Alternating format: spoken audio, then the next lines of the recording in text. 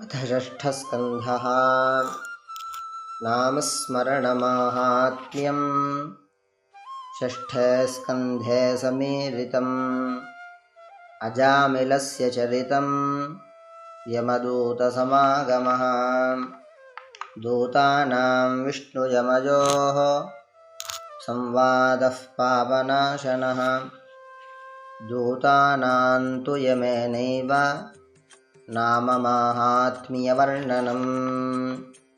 पौरोहित्यप्रभावाच्च देवेन्द्रस्य जयस्तथा नारायणात्मकं वर्म प्रोक्तं शत्रुविमर्दनम्।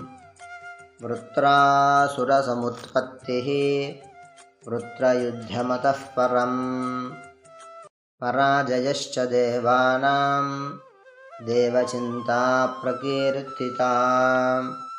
विष्णुनास्य वधोपायः वज्रोत्पत्तिस्ततः परम् वृत्रनाशस्तु सम्प्रोक्तः देवानां विजयस्तथा।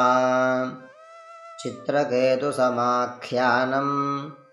पुत्रशोकस्तथैव च मन्त्रोपदेशाद्राज्ञस्तु नारदस्य जले तदा।